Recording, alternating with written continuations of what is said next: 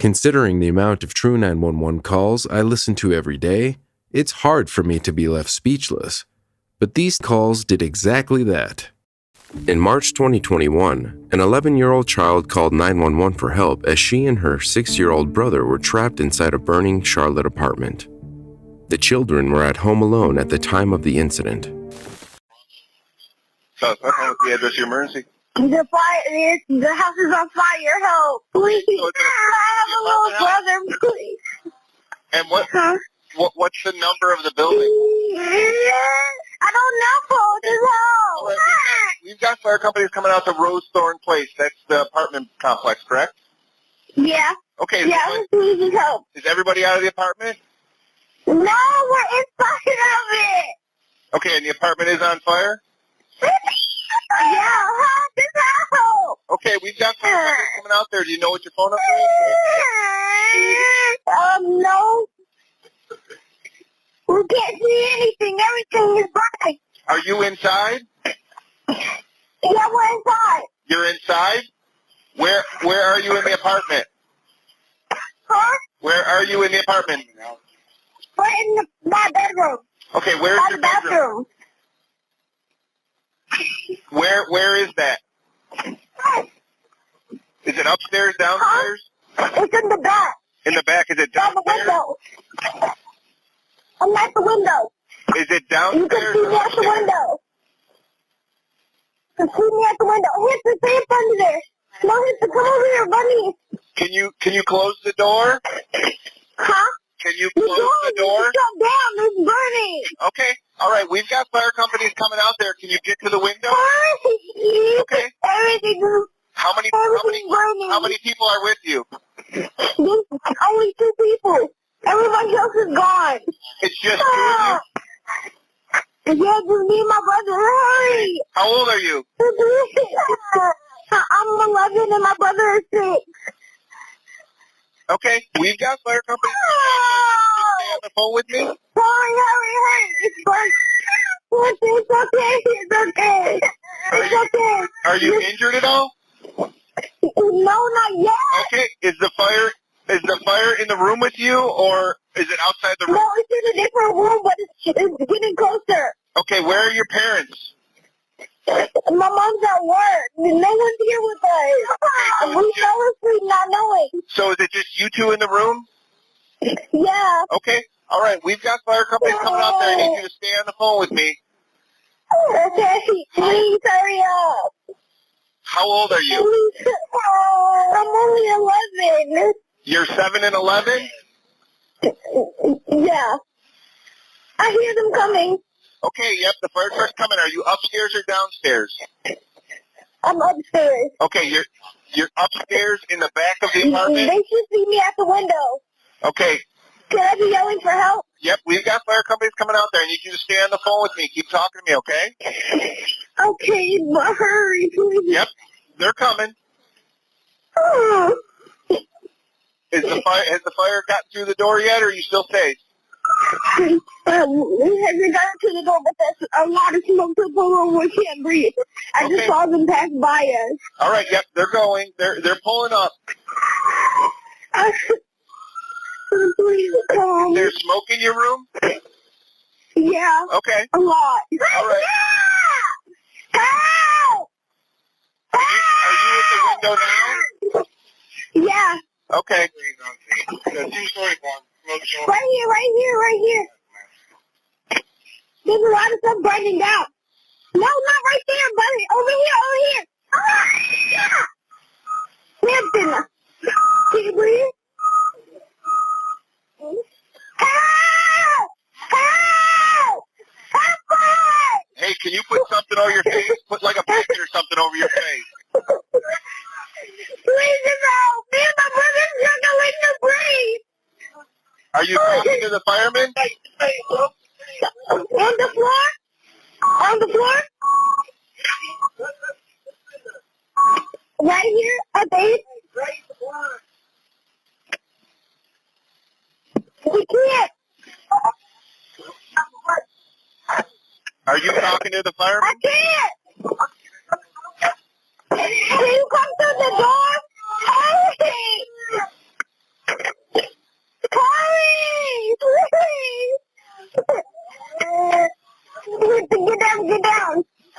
fireman talking to you? I need you to stay right down on the floor by the window. Stay by that window, okay?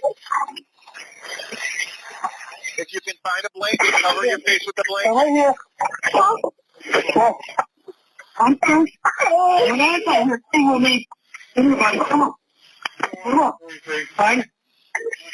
Are the firemen with you?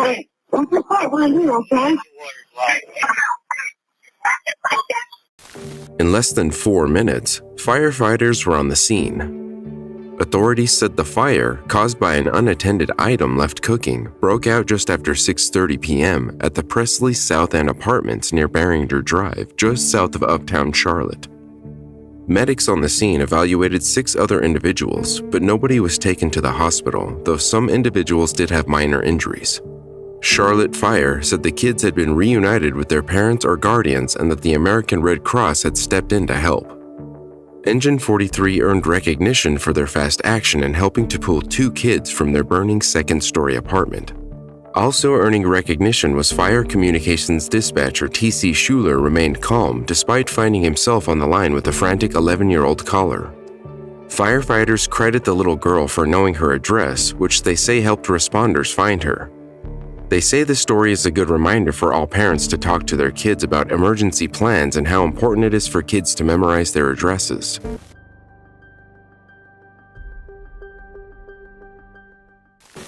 On November 28, 2010, Penelope Pratt called the Australian emergency line, begging the dispatcher to send the police to her hideout. While making the call, she hid in the bushes, away from the intruders. It was not the first time she had called for help that evening. Sadly, the emergency operator never transferred the call to the police. Hello, where do you need police?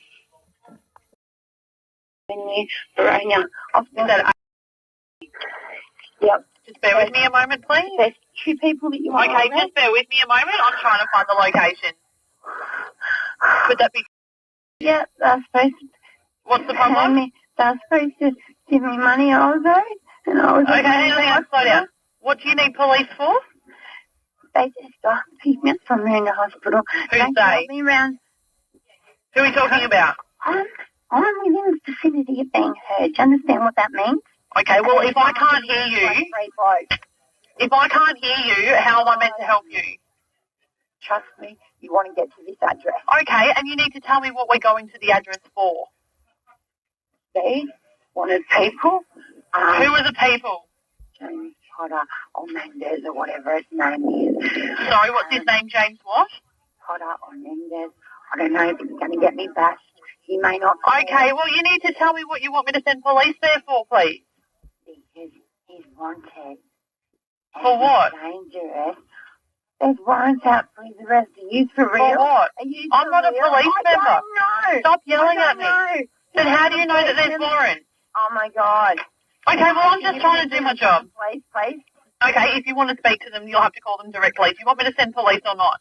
Yes. Okay, then you need to answer my question. I'm hiding in a bush answering your question. Why are you hiding in a bush? Oh, my God.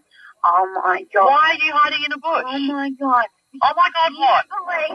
Police violent offenders. What are you hiding in a bush for? Because I'm ringing the police. I'm 3 violent offenders. How do you know these 3 violent people? Through a friend of mine that's not really a friend, a capable old lady. What is your name, please? Penny Pratt. What is your name, please? I'm call taker number 2. What is your contact telephone number, please? What? Call taker number 2. So why are these 3 people violent? What have they done? Oh, my God. Can you stop saying, oh, my God, Penny? Business. Okay, well, it is my business if you want me to send police, but you can either answer questions or you don't. Penny, then...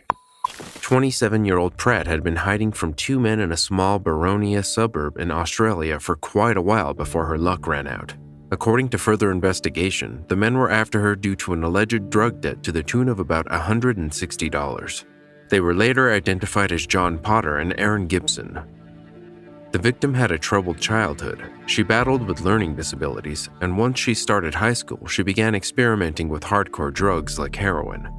As an adult, Pratt had 2 young children who she did not have custody of when she was murdered. After her father died in 2009, she was left over 100,000 Australian dollars, but instead of using it to catapult a new life, Pratt spent the money irresponsibly, and it was eventually wasted away. A year later, her partner overdosed on drugs and died, which led her to spending time with James Potter and Aaron Gibson, drug addicts who often took amphetamines.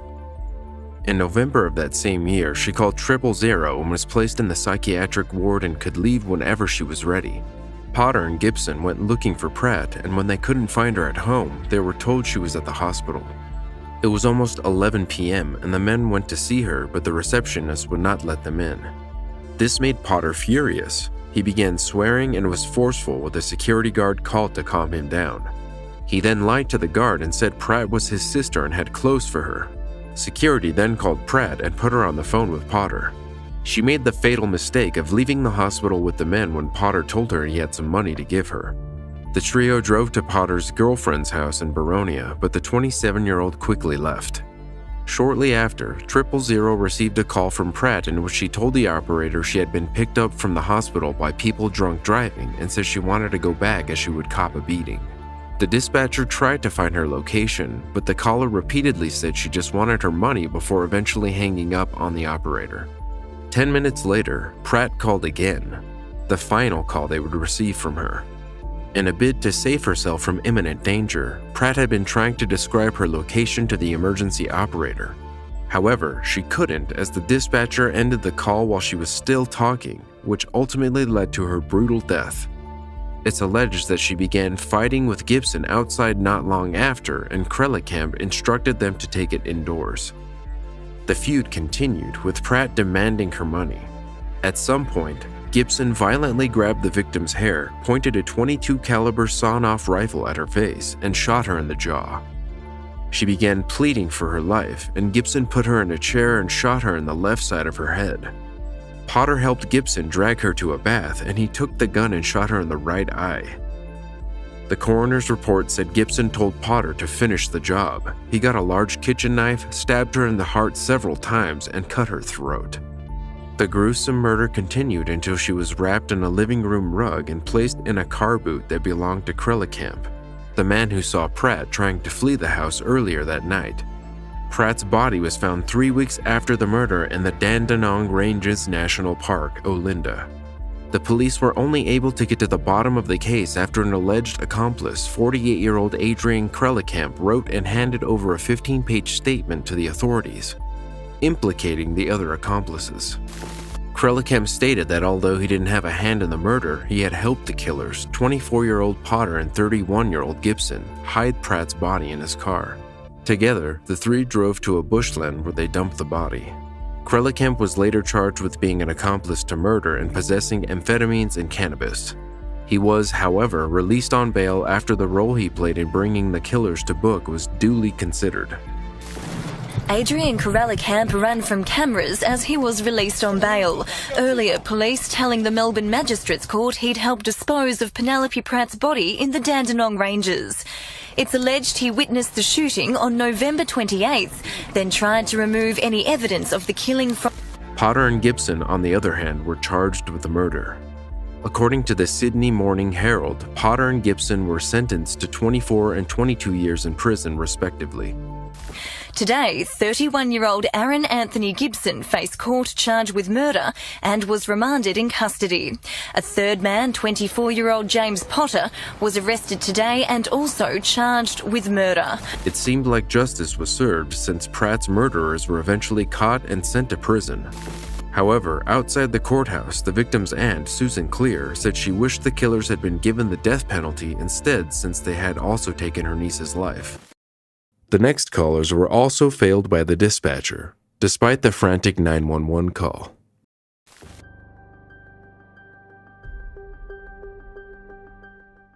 Brianne Lasley said she was sending a text message at night when she heard a man say, "Hey girl, I'm coming in," through her partially open window. What key do you want? What is the address of the emergency? What do you want? Hello? What do you want? Hello?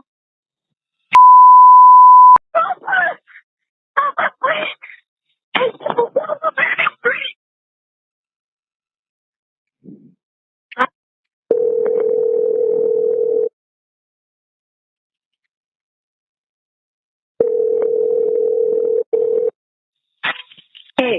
with Acro English and Orca Gibbs. I'm sorry I missed your call. On September 23, 2015, Brianne or Bree and her sister Kaylee Lasley were attacked, stabbed, and nearly beaten in their Salt Lake City home by a man who'd entered their house around midnight. After telling Bree he was going to climb through the window, he said, "Cooperate with me." But the brave woman told the intruder he wasn't going to get what he wanted out of the situation. She fought the man, whom Salt Lake City authorities identified as 48-year-old Robert Berger, as her sister slept downstairs. Although Bree had hoped to keep the man from finding Kaylee, her sister heard the screams and ran upstairs to help. They struggled against Berger for 15 minutes but managed to call 911 and yell out their address to the dispatcher. Several neighbors also called the emergency service. During the struggle with the sisters, Berger allegedly pulled out a knife and stabbed Bree in the abdomen and legs. The pair made 4 911 calls during the terrifying ordeal, each time desperately pleading and screaming, "Help us, please! Help us! He's going to kill us! Help us, please!" Not one of those phone calls were dispatched. Kaylee was eventually able to escape the house during the attack. A police officer who was attending to another place on the street where Berger had allegedly tried to break in earlier heard the sisters' screams and ran to help. The intruder held Bree in front of him and stabbed her. The victim said she realized that there was no way the officer could shoot the man without hitting her. So, when Berger raised his arm to stab her hard, Officer Ben Hone fired a shot from 12 feet away into the dark. He hit Berger in the face, immediately killing him. Brianne had to peel his dead body off of her. In contrast to the Lasley's statement, Salt Lake City 911 Communications Bureau Director Lisa Burnett said that police had arrived within minutes and took control of the scene. And Priority Dispatch said their review showed the system was never used, despite the numerous calls, because they couldn't determine the address. As a result of the negligence, Brianna filed a $300,000 civil lawsuit against the dispatch company for gross negligence. The suit claimed that she and her sister's frantic and urgent calls for help, as an intruder was beating them during a home invasion, failed to send police to their home, which has caused endless distress for the sisters. The outcome of the civil lawsuit has not been made public.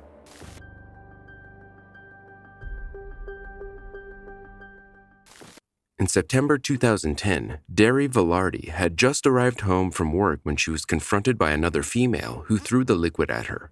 911 emergency. Excuse me, somebody just threw acid on my mom. Yeah, she just pulled out of the car. She just got home from work and somebody threw acid on her. Okay, what is the address? Sean, I don't even know my address. We live on this certain Give me the address. You got to ask somebody for the address, please. I'll get them. What is it, Mom? Give me the Mom, I don't. 1327 East Val Vista Drive. South Val Vista Drive. Apartment 1091. Okay, I'm going to get the paramedics started. Just a moment. Hang on. Just stay on the phone with me. Okay. So that's comes up in the middle of the street. Okay, but what is in? What's the name of the apartment complex? Vista Grove. Okay, just a moment. Let me get them started. Hold on, just a second. What do I do? She has acid on her body. Just wait for the paramedics. Hang on one second. I do have the address now. She's in the shower right now. No, don't tell her not to go in the shower until we get the information. She said not to go in the shower until you get the paramedics. Okay. She's already in the shower. Tell them not to have her in the shower. Okay. Not to have you in the shower. Mom, who threw acid on you? Some woman. Okay, so your mother is conscious, alert, and breathing right now, correct? Yes, she's Does screaming. she know who the person is that threw Mom, the acid? you know who the person is that threw acid on you? My mom does not know who she is. Okay, hang on one second. Was she in the apartment complex, Mom? Some lady in the apartment complex. Okay, is your mother still in the shower? No, she just got out of the shower. Okay, all right, hang on. I tell her I do have police and paramedics on the way. Okay. Does she need to dry off? I have to. I am not medically trained on getting them to you, okay? But I need you to give me some more information. Hang on one second. It was. Do I need to describe you what the lady was like? Yes, I need to find out if she's Hispanic black, white, woman. Hispanic woman. Okay. Hispanic woman with about her hair how in a old? bun. About how old? Like in her 30s or 40s. 30s or 40s. Okay, 30 to 40. What color shirt was she wearing? What color shirt? Black shirt, black shirt, black jogging sweatpants that look like capris. Okay, hang on 1 second. Did she get it in the car? She got it in her car too. She threw it while your mother was in the car? Yeah, she just pulled up from work. My mom was screaming outside the apartment. Okay, hang Her on. car door was open and everything. Let me just put this all in here. Does she know what direction the woman went? What direction did she go? She ran south. She ran north. What area is she burned on there? Ask me questions. She turned all over her body. Like Okay. her face. Like it's on her face. I can already see her skin like lighter and darker. Now, is the suspect, what direction did she go, on foot or in a vehicle? Did she go on foot or a vehicle? On foot. Hang on 1 second. All right, she's trying to shower it off. Just cool water, not hot, not cold, just cool, okay? And I do have them on the way. Not cold, not hot, just like cool water. And what is your mother's name? They're asking her name. Terry. Terry? Terry. Gerri. Okay, what's your name? Jasmine. Okay, hang on 1 second. You found her? Oh, well, checking out from everywhere. Found who? Oh, Sean, my friend, just said he has heard that she's a white lady with all black on. Do you know it? Does he know where she is? Like Jasmine, and she had a black shirt and black sweatpants. Black shirt, black You sweatpants. did put that in there. Now, did he see where she is? Now, can you Yeah. answer, Jasmine? Did he say that he saw where she is now? People have seen her in the apartment complex. He's looking for her right now. Who's looking for her? My friend Sean. Okay, hang on 1 second. So she may still be in the apartment complex? Huh? She may still be in the apartment complex? Probably. Yeah, probably. People have seen her. Okay, hang on. I'm just trying to see if I can get any other information for them. The officers are all there in the fire department. You let me know when they find you. Okay. And I do have them coming to apartment 1091. How is your mother doing? Just as Velarde was getting out of her car, a woman approached her with what she thought was a cup of water. Yeah, I was coming home from work, and I pulled into my parking spot at the apartments, like I always do, and I was excited to run inside, change clothes, go meet a friend, and I was opening my car door, and I saw a woman coming up from behind, towards, from the back of my car, and I thought she was going to approach me and speak to me, but she didn't say anything, and she looked like she had a drink in her hand. It looked like a clear glass of water, and then she just tossed it in my face and started to lightly jog away. She didn't even full on run. She just kind of jogged away, and I knew it immediately. It was acid or something acidic. It was burning. So she didn't say a word. It was just a glance, no. and then that was it, huh? Yeah. You talked earlier with Erica Hill when you spoke with her on Thursday about this being premeditated. How much does that scare you to know that someone was tracing your steps and knew your exact schedule? It was very scary. I haven't been back since, as a matter of fact. I was afraid to go back to my apartment. And it's scary just knowing that I'm pretty aware of my surroundings, especially at night and things like that. But It was the middle of the afternoon. I wasn't thinking anything of it. Like I said, I was just getting ready to run inside, change clothes, so I wasn't being overly cautious, But to know that somebody might be following you or watching you and you have no idea. The 41-year-old quickly ran inside her apartment, washed her face in the sink, ripped off her clothes, and jumped in the shower. According to the paramedics and the police, her instincts and actions saved Velarde from sustaining the severity of the burns. She was hospitalized in the burn unit of Maricopa County Medical Center in Phoenix for 6 days. Upon arrival, she was kept outside the hospital for 20 minutes as a biohazard team analyzed the liquid and decontaminated her.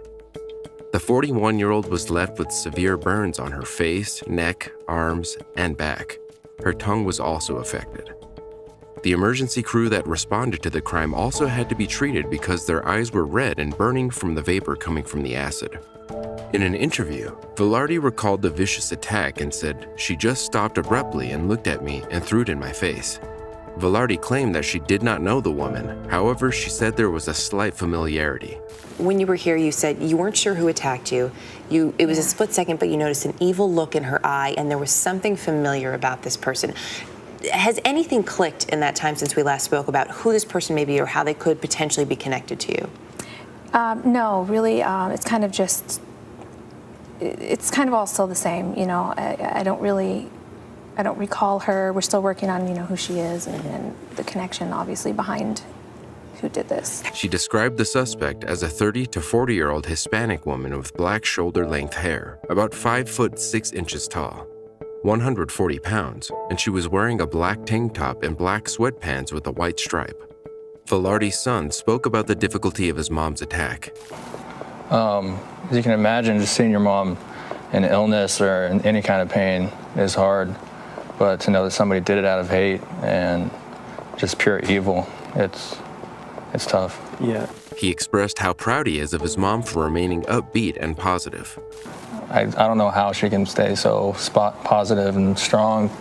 It's incredible. I don't know how I would handle this or deal with it, definitely. Are you proud of her? Yeah, very. When asked if she had anything to say to her attacker, Velarde responded, "I'm the kind of person that I'm not going to. I'm just not going to waste any more of my time thinking about her, or she's just not a thought in my mind." Derry's road to recovery hasn't been easy, but she has not given up. How are you doing? How's your healing process going? It's going really well. I'm really surprised as far as how quickly the burns continue to get better every day. Still a little uncomfortable. I'm not on any pain meds anymore, so I'm dealing with that. And, but I'm doing good. Good. Yeah.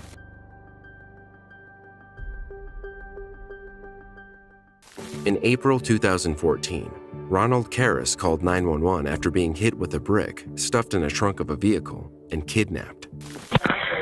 911. Yes, hi. I'm in the back of a trunk. My license number is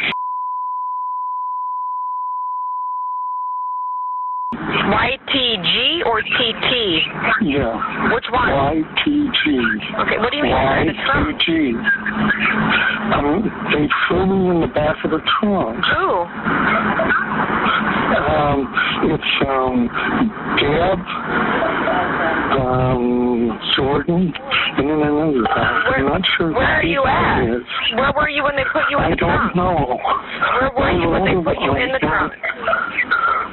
Around 6th Avenue. We're at on 6th Avenue. I'm not real sure. I need some kind of location so I can start officers in that area. Well, it's got to be somewhere in the 6th Avenue area. In the 6th Avenue area? Yeah. It's a black Impala. A black Impala? A black Impala. They're out here. I can't talk right now. Sir?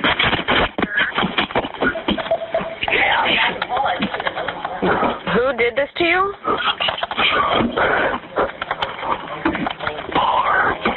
Barb who? No, I'm sorry. Deb Jordan. Deb Jordan? Yes.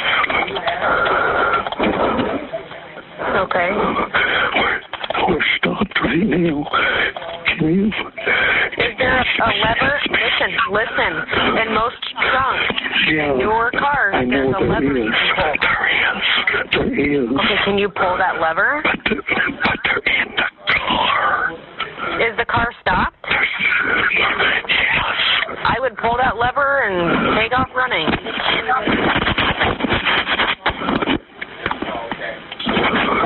I can't get away.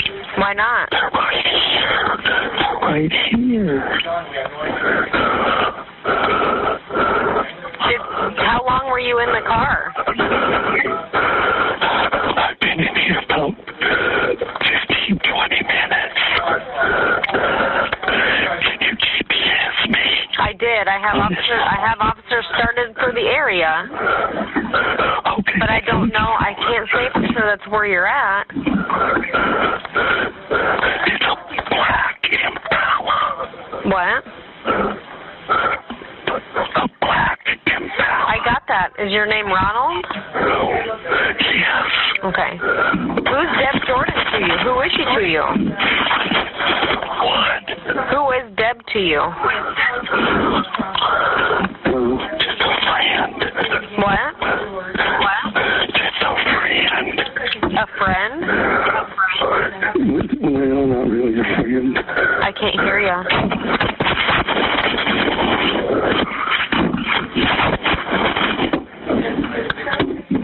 Yeah. Sir? Sir? Sir? Sir?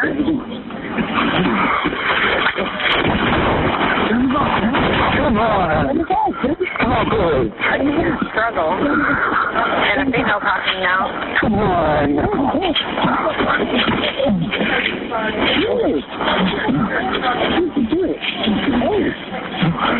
Come on, stop it. Come on. I was going to tell him off that. Will you stop that? Stop. I'm not going to tell anything. Hello? No, come on, just let me go. I ain't going to tell nothing. No, I'm not. I don't even know your like a day.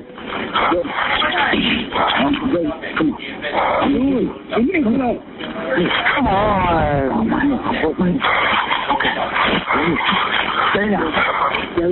Karras told the 911 dispatcher he didn't know where he was being taken. Police officers were able to trace his phone to Prospect Park in Des Moines. When officers arrived, they found a car with a shattered window and Karras in a nearby wooded area. The 60-year-old was found unresponsive and bleeding from his head. According to police reports, he had been beaten with a brick. Karras was immediately rushed to Mercy Medical Center. Des Moines Police Detective Danny White said the 911 call was disturbing. The whole thing is just disturbing. It doesn't matter how many times you listen to it. I've listened to it probably 100 times, and it gets me every time I listen to it. The detective was relieved they arrived on time to save Karras. I think had we not gotten there when we did, then he definitely would have probably perished in the woods. Deborah Oliver and co-conspirator John Deering were arrested and charged with first-degree kidnapping. The pair kidnapped Karras because they believed he had money on his person. Oliver was sentenced after a jury convicted her of first-degree kidnapping, attempted murder, and willful injury in October. Following a bench trial, the district court found Deering guilty of kidnapping in the first degree, attempt to commit murder, and willful injury. Karras suffered severe brain damage. The victim's stepdaughter, Jackie Martin, testified that he needed 24-hour care. For a while, he had a hard time recognizing family members. Martin looked directly at Oliver during her sentencing, telling her that the beating left Karras unable to attend his step-grandson's football games or have conversations. Sadly, Ronald Karras died a year later from the complications of the brutal attack.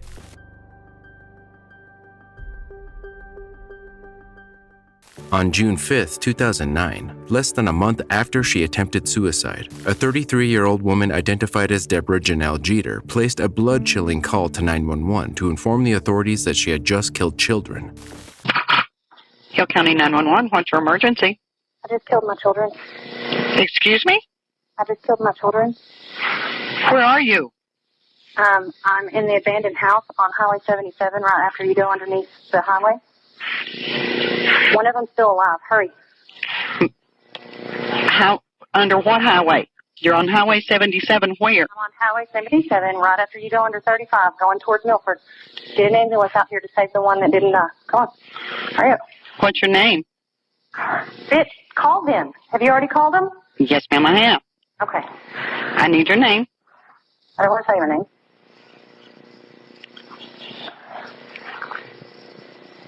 Hello? Hello? Are you still there? Yes, I'm still here.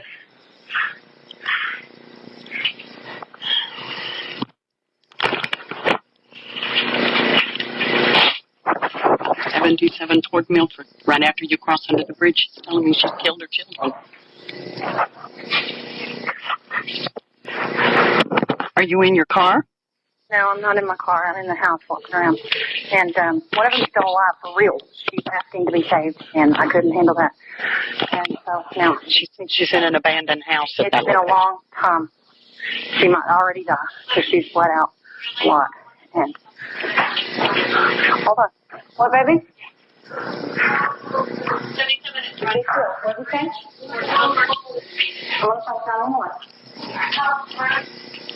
She said, please send to her. Okay. Well, we've got people en route. Get an ambulance because one of them's still alive, she said. Can you tell me what happened? Ma'am? Hello? Ma'am? Can you tell me what happened? I can't get the door open. You can't get what door open, darling? The front door, so y'all can come in when y'all get here. Why won't it open? I don't know. Hold on.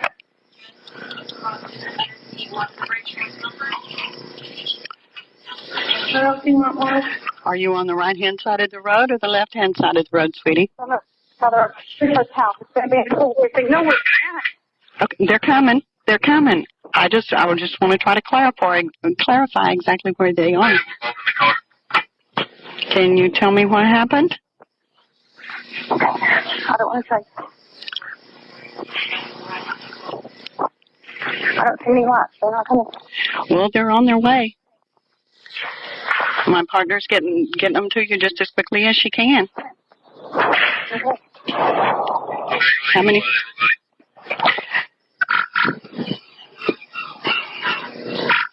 How many children do you have? Huh? Two. Two? One of them is dead. She's dead, but the other one, she wants to be saved, and she needs to be saved, and I don't see any lights. Tell them to get down here. Honey, they're coming. They're coming. Do you have any weapons? I do. I have a knife. She has a knife. Should I throw it away? No, ma'am. Just put it in. She's got a knife. Can you not tell me what your name is? Huh? Hold on. What's your name, darling? I'm not telling you my name. I'm trying to walk the door. How old are your children? Hold on. You see that? But Janet, hurry up. Honey, they are coming. They're on their way. You should be hearing lights and sirens. Seeing lights and hearing sirens. I'm going to be with you if everything we have to see. Are you still with me? I'm still with you. Hello? I'm here. They're not here. They're on their way, sweetheart. They had to come from different parts of the county. Hold on, kid. They're coming. Tell them not to shoot me. I don't have a gun. Okay. She doesn't want to get shot because she doesn't have a gun.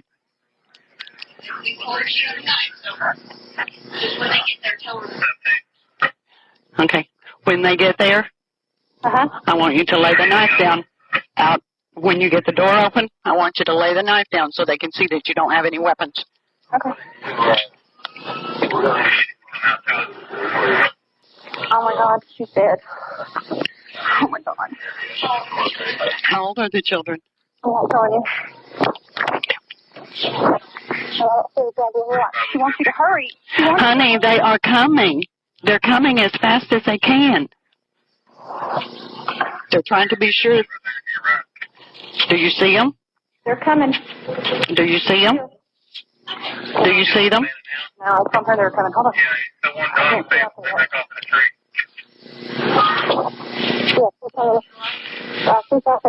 Can you see the lights?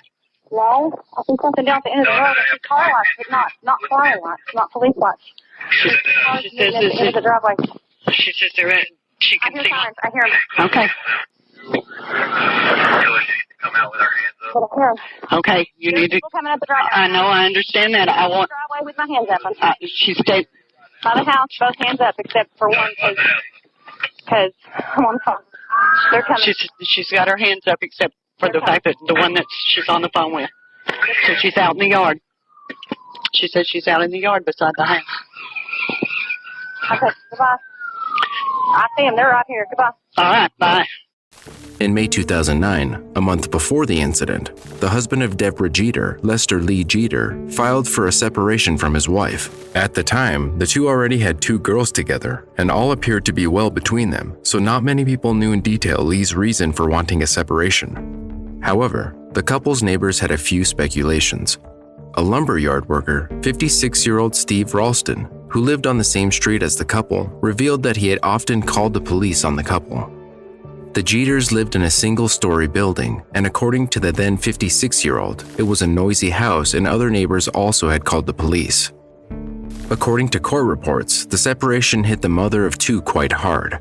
So much so that she tried to commit suicide at their 101 Brazos Street house in Hillsborough and had to be rushed to DePaul Center in Waco for psychiatric treatment.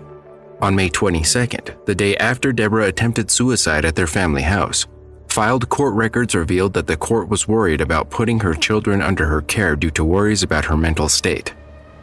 In the identical records, Jeter's husband filed for a divorce and asked the court to grant a temporary restraining order against his wife. He said that their daughters had been home when she attempted suicide. He also stated that Deborah was on a mental health warrant and was under care and supervision.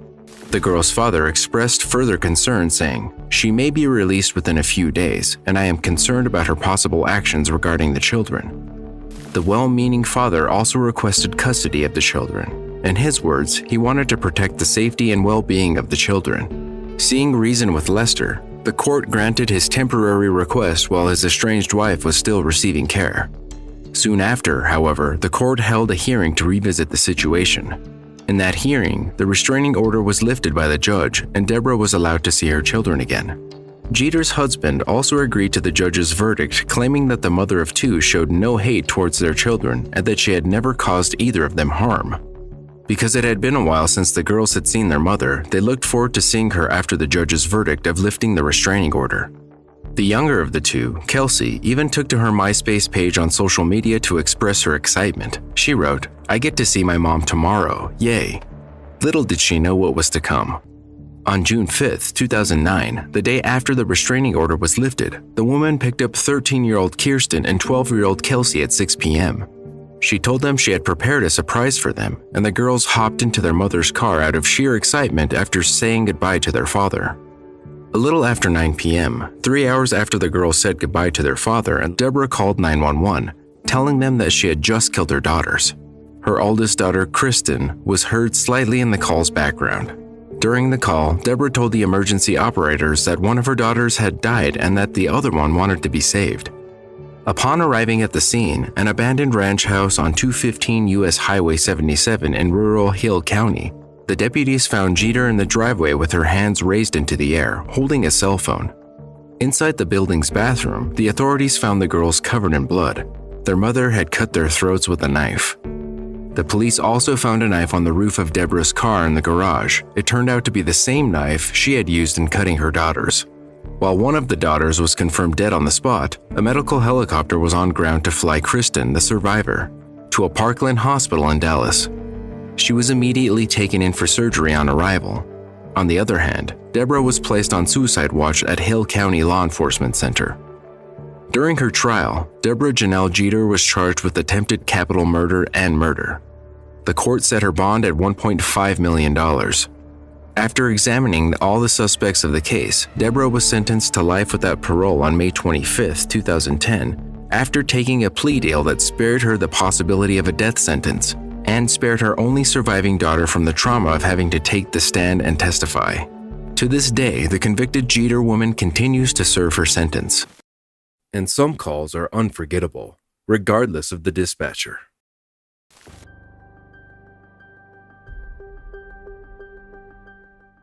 In June 2021, A Tennessee woman feared for her life when she called 911 and told them that Michael Louise Cadigan had FaceTimed her and showed her his ex-girlfriend's dead and beaten body.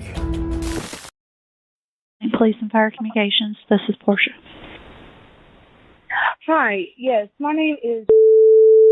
I'm calling from Kingsport, Tennessee. Is this the High Point Sheriff's Department? No, it's the High Point Police Department. Police Department, yes. Okay, I just left from the Kingsport Police Department reporting a murder that happened there in North Carolina this morning. And my friend, his name is Michael Cadogan. He called me this morning and he said that he had done something, and I asked him what he had done, and he FaceTimed me and turned the camera around, and he had choked and beat his girlfriend to death. And he thinks that I'm going to pick him up, and I've played along with it so I could get more information for everybody. I told the police down here too. He is on his way right now to Watauga Lake and Rome Mountain here in Tennessee. Okay, and what part of this happened in High Point, though? I'm sorry? You think he murdered someone in High Point? It's around there. They told me, because I don't know the exact city. They told me, the Kingsport Police Department here told me to call High Point because it is around there. And they said, you can what's the address? I do not have his exact address because what I had down, he had deleted me off of, and I cannot get back on those messages. Okay, why do you think it's in High Point, though? Like, what led you to that conclusion? What's near High Point, though? Where I went before to his house, I went through Salem, and right there, it was like after Salem, and it was like High Point's after, so I thought it might be near High Point. And that's what they told me to call. Okay, I don't understand. Why do you think it's High Point?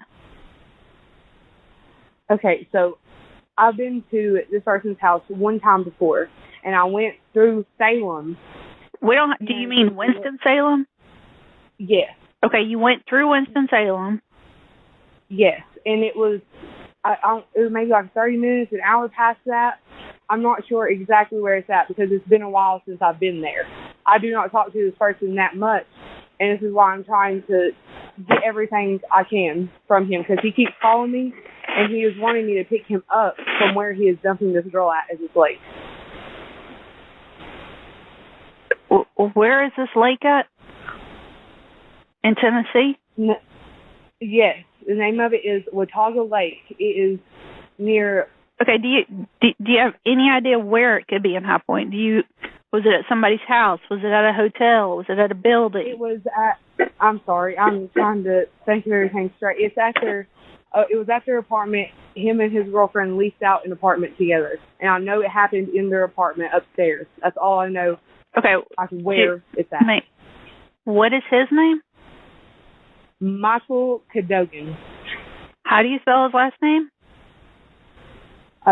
One second. I have to bring it up. It's very hard to spell. Okay, what's her name? I do not know her name. I never asked about her. Ever. And so it is Cadogan.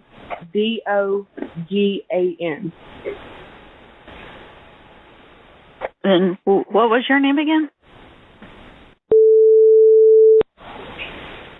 A phone number for you?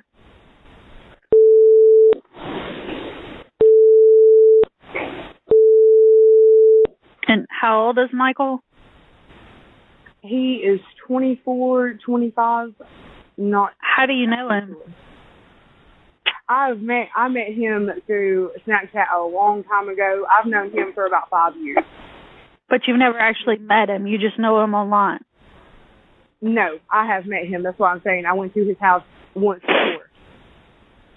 Do you know what kind of car he drives? Good, how are you? I know that he drives a black truck, but he's not in that. He is taking his girlfriend's car and her in the car and dumping it in the lake here at Watauga. Do you know what his cell phone number is? Yes, but he left it at the house, and he has a burner phone that he's been calling me from. Okay, well, do you have those numbers? Yes, I do. Okay, his cell phone number is... And what's the burner? It is... Are you sure this isn't... It's not a joke? No, ma'am, I'm telling you, I'm scared for my own life because of how he is talking, and I've seen this girl with my own eyes over the phone. What did she look like? She was like, it was like there was a commotion around the room, and she was just laying there beside the bed, and he walked over there, and she wasn't breathing. I told him to check for a pulse. I told him to do everything. And what do you mean there was a commotion in the room? Commotion with who? Just him? Yeah, like, you know, you see like someone had fought, like things around the room. Okay. All right. Can you describe her? What does she look like? Was she white, black, Hispanic? She is white. She has curly blonde hair. I'm not sure about her eye color. I don't know for sure. But he said he strangled her to death. Yes, he told me that in his own words. Okay. Let me work on this and I'll have somebody give you a call, okay? The caller had told the dispatcher that 24-year-old Michael Cadigan had admitted to choking and beating his ex-girlfriend, Gianna Rose Delgado, to death. The caller had allegedly met the man on Snapchat 5 years prior and told authorities that she had played along on the call to gather as much information as possible before going to the police. The killer was heading to Watauga Lake to dump both Delgado's body and her car in the lake when police stopped him. Police found the 19-year-old's body inside a tote bag in the car's trunk, just as the caller had said. Cadigan was arrested and booked into a local Tennessee jail under the charge of first-degree murder and the abuse of a corpse. He's being held without bond. Ricardo Delgado, the victim's father, had demanded the death penalty for the man who murdered his daughter in cold blood. Ricardo said the recent High Point University student had broken off a romantic relationship with Cadigan, but the two continued living together. Ricardo stated that this had concerned him. We talked about getting a restraining order, and my daughter didn't want to cause any type of harm because she wanted to save the world, Ricardo stated. Ricardo also told the court that Cadigan would exploit and abuse his daughter's love for her dog, Franklin, by threatening and kidnapping him. Franklin is now under Ricardo's care. A new court date is yet to be set for the killer, but police say that he will be charged in High Point with first-degree murder and felony concealment of death. Friends of Delgado remember her fondly as a fun-loving and kind-hearted, spirited young woman with an infectious smile who had so much potential. She was working towards a law degree when she was taken far too soon.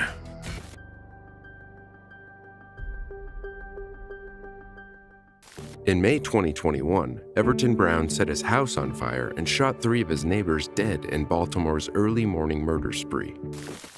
Baltimore County, 911, what's the address of the emergency? I have this nearby Kelly's Court and Campwell Road. Yes, and actually the Kelly's Court address is closer to where something is going on. It jarred me out of bed, somebody banging in somebody's front door, and then I just heard 3 gunshots.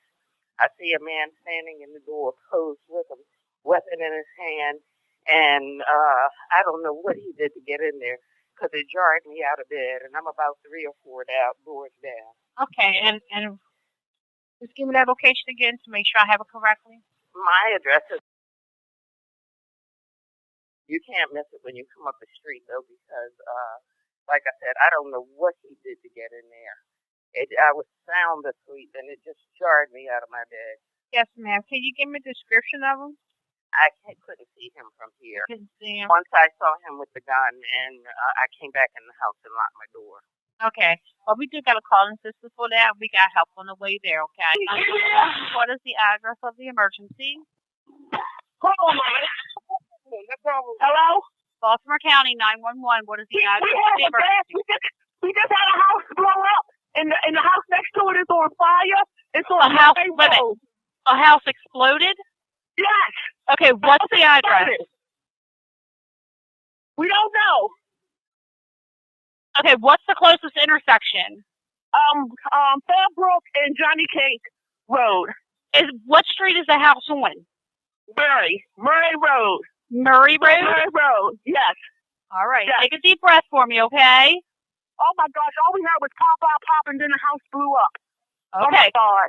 And Murray Road, what's the closest intersection to where the house is located? Kelly's Lane. Kelly's In front of Lane? my house. Yeah. Okay, See, take a Kelly's deep breath, Court. okay? I'm sorry, it's Kelly's Court. Kelly's Court. Kelly's Court and Murray Road. And the second house is on fire. I'm so sorry, but the house is burning really bad. Okay, take a deep breath for me, okay? And there's one guy who lives in there. Oh my God, we don't see him. We don't see him. All right, and just repeat that intersection back to make sure that I have it correct. We heard the gun. We heard gunfire. Okay. Oh. Okay, what's your name? My name is. I just so happen to be in the house.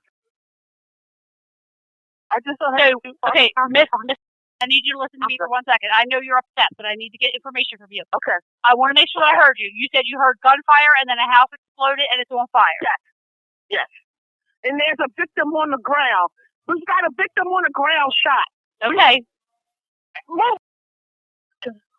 We got a victim on the ground. Okay. A female, and she's got blood all in front of her. Okay. Is she breathing? I don't know. She's just lying on the ground. Okay. She doesn't look like she's moving. She's not moving. She's not moving. Okay. We got help. We got a lot of help coming to you, okay? What's the phone number that you're calling from? My daughter's phone number, Okay. it's the gas. Oh. And do you see anybody with the gun?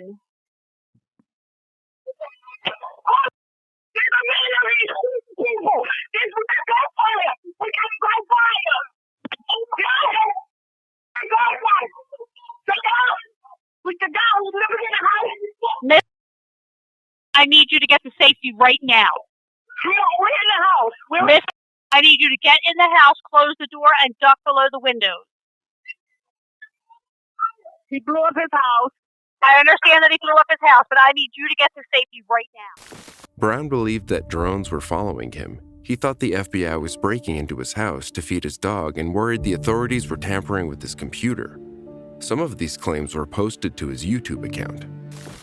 It's a little after 6:30. I'm at Sam's Club in Ellicott, not Sam's Club, I'm at Walmart in Ellicott City. This is a plane here that's flying, monitoring me. Two of them crossed right in front of each other. It made me want to really document it. Where's the other one? I'm gonna stick this one here. This is one here, flying real low, slow, coming over Walmart. Wow. Okay, there's another one coming over the building now. Let's see, you are here. See if I can find you coming over the building. Over top of the building, come on. This is the third one. One already went the other way. According to Baltimore County Police, Brown called more than 100 times over the past 24 years. Based on some of the behavior that we know this individual was engaged in the past, encounters he had with our police officers, comments that he made to our officers as well as neighbors, I certainly think that we can infer that he had some type of mental illness. As for what his specific diagnosis or diagnoses were, that I don't know right now. His neighbors also called the police, reporting that the man harassed them and yelled from his porch through a bullhorn. It was like it was something going on with him. At that point, he just kept on coming at us every day.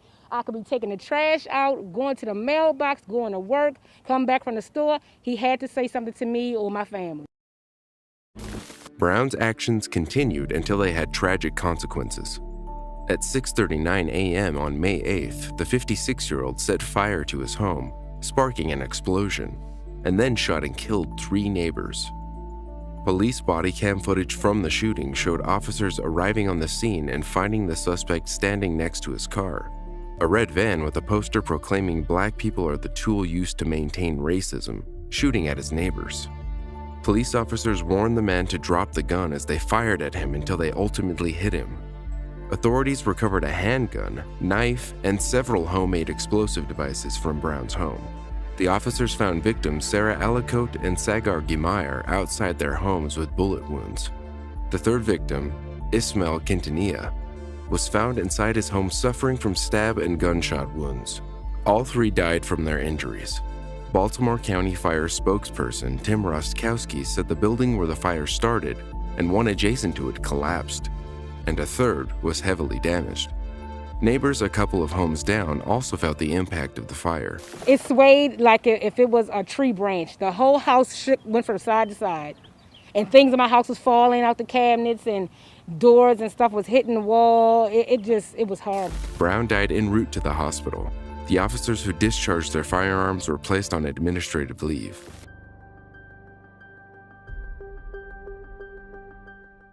On the evening of April 1st, 2009, Marcus Luttrell heard a gunshot. After ensuring that his mother was okay inside the house, he went outside and saw Daisy, his golden retriever, dead from a gunshot wound to her left shoulder. What was the location of your emergency? Yeah, I'm gonna really chase these guys down and just shot my dog. Okay, why are you chasing him? So you chasing him because he shot your dog? I think, yeah, that's right. Do you know who these people are? I have no idea. Okay, what kind of vehicle are they in? It's a burgundy. It looks like a Toyota Camry. A burgundy Toyota Camry? No, like a champagne wine colored Camry. They just drove up to your house and shot your dog and left? Yep. That's what woke me up. And then they came back and... Do you know what kind of gun it was? Was it a pistol or a shotgun? I don't know.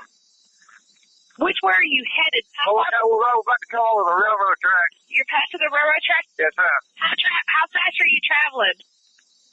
Going 80 miles an hour. We're coming over the railroad track right now. Now crossing the railroad track? Yeah. What is your name? Marcus Luttrell. We took a right towards Phelps. You took a right towards Phelps? Yeah. You better get somebody out here because they got a gun and I got one too, so this is turning into a gunfight. Okay, hold on 1 second. Okay, sir, you have a gun with you? Yes, ma'am.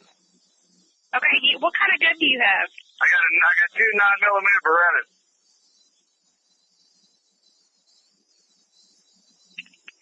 All right, we're going 100 miles down 22. Okay, which way are y'all going right now? We're going north. Speed approximately 95 miles an hour. Okay, sir, I don't want you to speed to try to keep up with them. We have officers that's coming that way right now. All right, we're coming over the railroad tracks right now. Okay, which way is he going? We're still heading kind of northeast bound. We just came over the railroad track towards Phelps, and we're coming to the T in the intersection. Which way is he going at the T? I don't know. We haven't got there yet. There? Yes, sir. I'm here. I'm trying to talk to my officer. Yeah. We're going about 110 miles an hour now. Okay, well, I don't want you to drive 110 miles an hour because you must... I'm not letting these guys go. They just murdered my dog. Y'all passed the bill. Still on the same road. Have you passed the Valero? No, we haven't passed the Valero yet. It's up in the distance. We're at it right now. You're passing the Valero? Yeah.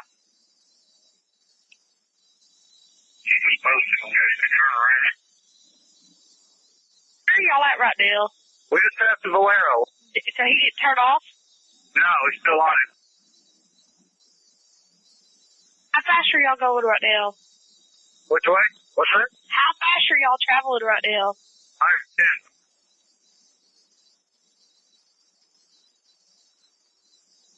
Sir, hold on just 1 second. I'm going to say to sit on the line with us because you're supposed to leave our county. Hold on 1 second.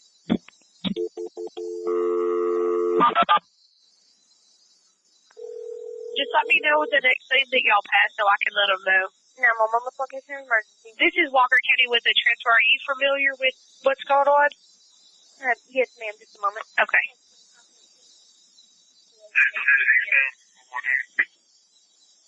They're losing me. Okay, sir. Well, I don't need you to keep up with them. I don't want you to hurt yourself by wreck it or anything. I'm not going to hurt myself. Hey, listen, man. I'm a Navy SEAL. I've been for 10 years. I'm not worried about hurting myself. I know what I'm doing. Have you called to the San Jacinto? No. That's clear. Transferring to Polk County. Sir?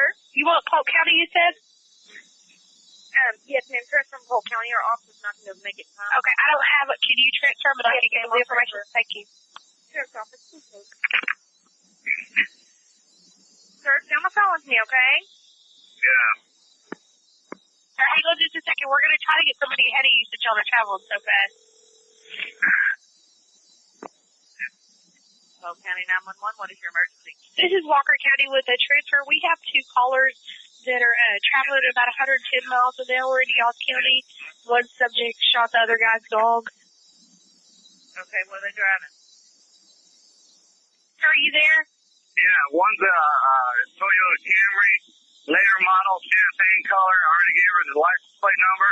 There's three people in it, 2 in the front seat, 1 in the back. They have a weapon as well as the caller that's on the line has 2 weapons with them also. If you would warn your deputy, if you can get them stopped, we can come over there. What road are they coming in on? Sir, what are y'all passing now? Nothing. We're out in the middle of nowhere. Just let us know the next thing around you, building or anything around you, so we can let everybody know. That's it. It's all wooded. Okay, let me know when you come up to the Oakhurst Fire Department. They just transferred you since they're traveling about 110, and he's refusing to stop. What is your name? Marcus Luttrell. I'm passing a First Baptist Church on my right. Okay, you see any street signs or anything? What's that? You see any street signs? I just pulled into point blank. We just pulled into point blank. Okay. Now tell me again what happened. The hilltop. I passed the hilltop. Beer joint. What did this guy do? Shot my dog. Okay. All right, we're coming through town. And what color is the Toyota? It's a champagne. On the last, it's 4 miles up from us. How fast are y'all driving? I'm going 100. They're going about 110, 112. All right, we're at point blank. Just crossed over a bridge. Did you cross over the big bridge? Yes, ma'am. Somebody anywhere near these guys? Yes, sir. You come into Alaska? Yeah, we're in it. Well, I'm actually 5 miles out of Alaska. Excuse me. I'm in point blank right now. Point blank. Okay. Yeah. They're waiting on you in Alaska. We're on our way. They're about a quarter mile in front of me. You can drive on a big pickup. I can't really keep up with them, but I still got their tail lights. Okay. Over the big bridge. We're at Polk River, I guess, or Polk, whatever. Yeah, Lake Livingston. Right. Trinity River. Yeah. How far am I got to do this? Not very far. Hey, tell your boy I'm speed passing, right? Whoa. Better slow down. Let him get behind him. All right. Yeah, he's not trying to pass me. And we're here. If they stop. Okay. I'm going to stay on the phone with you till everybody gets stopped and we make sure everything's going okay. Yeah.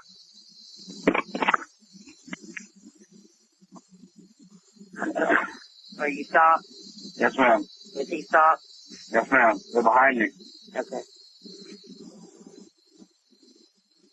We've got 2 suspects out on the knees in front of the patrol car. A third guy is got his hands in the air. 3 guys out here, and me, and another cop. He might want to send another unit. Not far from his home, he noticed a suspicious vehicle parked along the side of the road, which he suspected held those responsible. Luttrell jumped into his car and began pursuing the men. He called 911 during the chase and remained on the line with the dispatcher as he followed the suspect's vehicle. He was still recovering from recent surgery, but that didn't stop him from attempting to catch the fleeing suspects. Luttrell chased the men's car eastward from Walker County, where the vehicle was stopped by Onalaska police just north of Lake Livingston in Polk County. According to the Rangers, the shooting was the latest in a series of 5 dog killings in an area Luttrell describes as the middle of nowhere. His beloved Daisy was given to him by America's vet dogs to help him emotionally recover from his experiences in the Middle East. He named the pup Daisy, an acronym for the names of his fellow SEALs, the ones that didn't survive the battle. According to court documents, Michael Edmonds and Alfonso Hernandez were riding in a car on Four Notch Road in southeast Walker County when Edmonds shot Daisy as she chased the vehicle. Hernandez allegedly got out of the car, beat the animal with a bat. The 2 men were charged with cruelty to a non-livestock animal, while the car's driver was cited for not having a valid license. Police records show that they had been linked to at least 5 other area killings in the months leading up to the shooting. Edmonds pleaded guilty to the charges against him and received 5 years probation. Hernandez chose to stand trial, was found guilty, and received a maximum sentence of 2 years in state prison. He was also fined $1,000.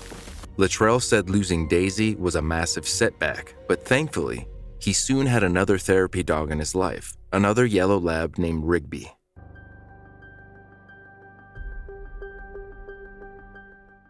73-year-old Joseph Melvin DeRoches told the 911 operator that he shot his son's dog and wife in March 2014.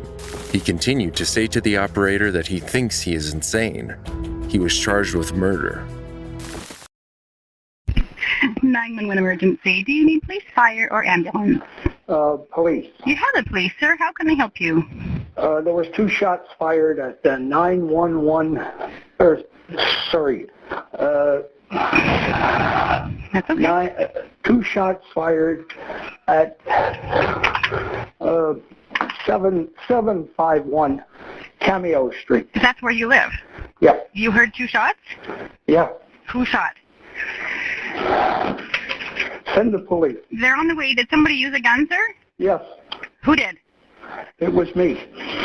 Did you shoot somebody? Yes. Who did you shoot? I shot my son's dog, and I shot my wife. Okay. Does she need an ambulance, or is she dead? I don't know. Okay. Are you okay? Are you Mr. Roach? Yeah. Okay.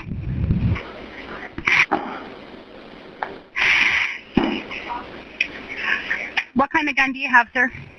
I have a 9mm German Luger.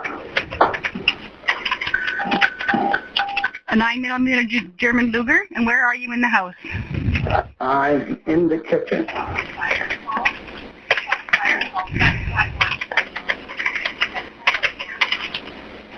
Okay. We've got help on the way. I won't put up a struggle. I'll have the front door open. Where's the gun now? It's on the fireplace by the front door. Where did you shoot your wife? In the bedroom.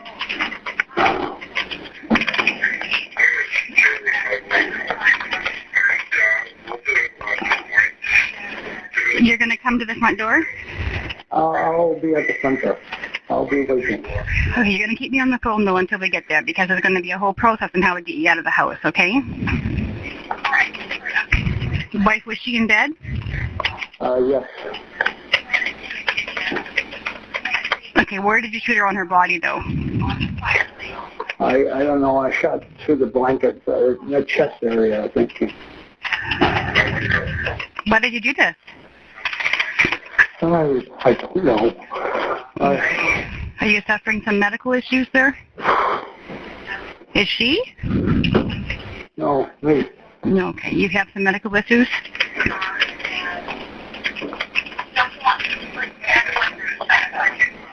Okay. We're going to try to get some help to your wife as soon as we can, okay? Is your son home, too? No, he doesn't live here. Okay, but it was his dog, eh? Yeah. Okay. Is the dog alive still? No. I just don't want him to get up and try biting somebody. Okay.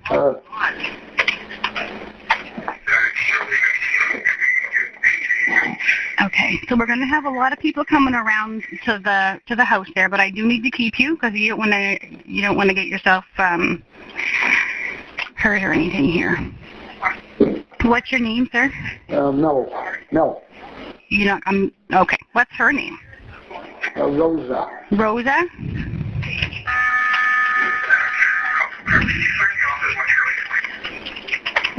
Okay. Is there anybody else in the house? Just the two of you? No, just the two of us.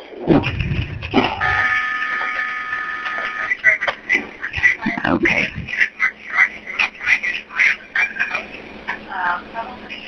How you doing, bud? Been having a rough time? Have you been drinking? No.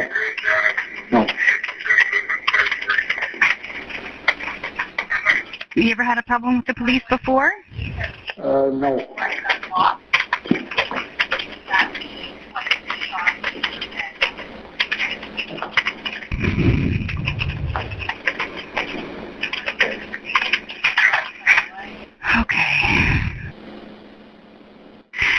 Okay. Anything else you want to tell me right now? I think I'm insane. Why do you think that? Have you and your wife been having problems before, recently? No. It's all me. It's all in my head. It's all me.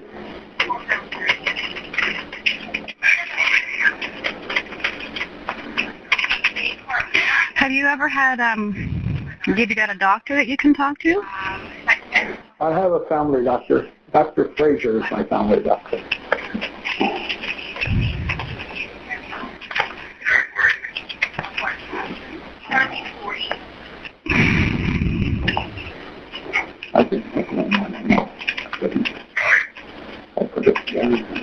What's up?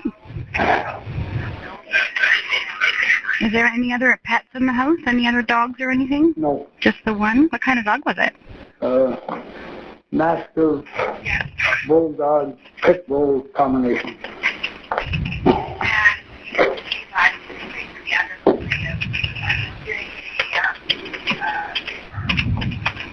And where is that in the house?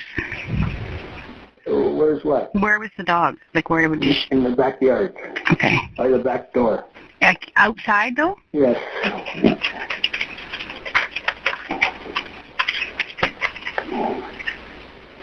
Okay. Have you had any mental health issues prior to this, sir? Any other, do you hear things? Have you had different thoughts prior to today? Oh, many times. Yeah. And have you talked to somebody about that? I was hospitalized a few years ago for a week. At like World Jubilee? No, this is when I was stationed in Europe. So you're a veteran? Yeah, military.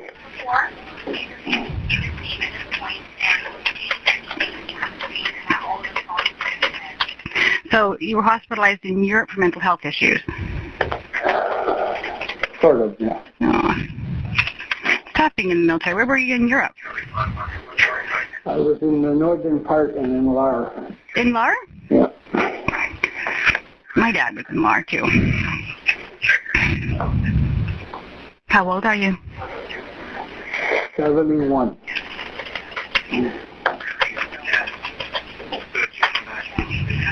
So it was a long time ago. Yeah. Yeah. Do you suffer from PTSD, do you know? No. No? Okay.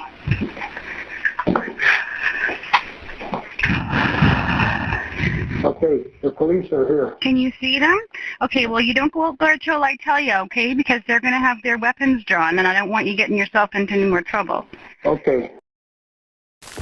Before the dreadful events of March 18, 2014 that ended with the shooting of 77-year-old Rosa Maria DeRoches, there had been no previous history of violence between the couple.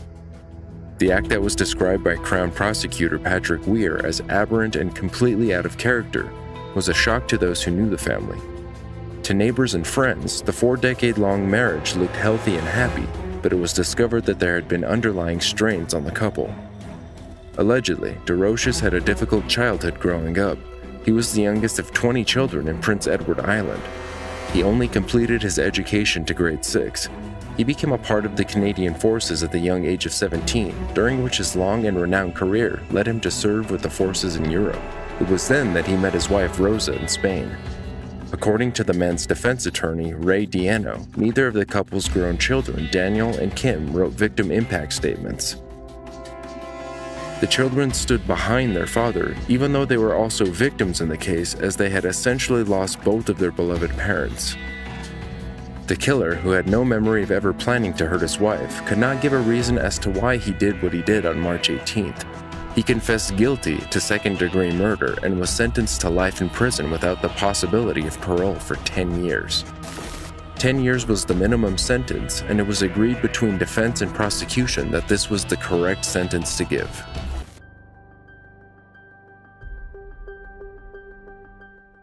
The last meal of a marriage ended with an Australian man waking up in a gassed vehicle. In the early hours of February 1st, 2015, Dean Yarton woke up alone to the hissing of an open gas cylinder. He quickly dialed 000 for assistance. Unbeknownst to him, his wife had just tried to blow him up in their car. Police emergency, my name's Dave. You got someone police station, mate? No, mate, this is police 000. Did you need the police where you are?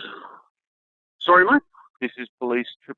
Did you need the police where you are? Well, yeah, thanks, mate. Whereabouts are you? Mate, I don't know. All I know is I've just come home with the missus. I'm asleep in the car. I've woken up. There's fuel all around the car and 2 gas bottles in the car. And I'm on the road going to Soto. I don't know. There's a national park sign ahead there, mate. Do you know what actual road it is that you're on? Or? I wouldn't have a clue, mate. All right. So you can see it. What does it say? What national park it is, or? And this lunatic has just turned up, mate. What lunatic? The wife, or ex-wife to be, mate.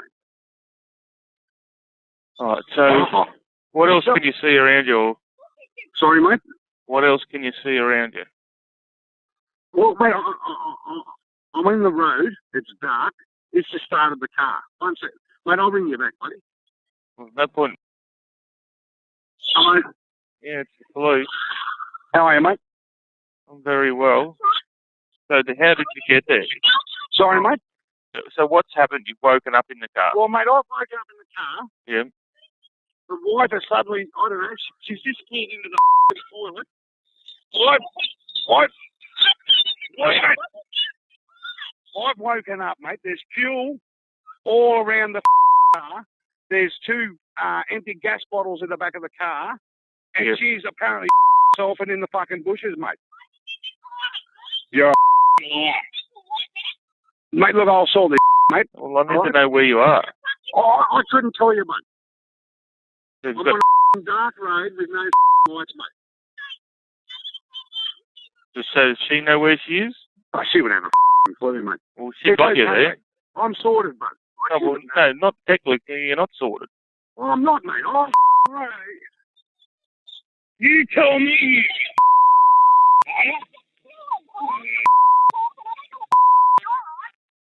I'll sort it, mate. Seriously. What was your name? After nearly 23 years of marriage, Sharon and Dean Yarton planned one last meal before they went their separate ways. The couple invited their friends over to a dinner at the Maryland's Bowling Club. During their night out, Sharon went to buy beers for them. According to Dean, when he tasted the beer, he noticed that it tasted unusual and he felt like there were granules on the lip of the glass. Sharon offered to take the beer back to the bar where CCTV footage shows her pouring the beer into another glass and returning to their table. Dean allegedly drank some of that beer and afterwards started to feel extremely tired. As Sharon drove her husband home, he fell asleep in the passenger seat. At about 1 a.m., Dean woke in the passenger seat and heard a hissing sound coming from an open gas bottle in the car and found his socks drenched in petrol. His wife was nowhere in sight. When Dean rang his wife, she said she was cleaning herself after going to the toilet in the nearby bushes.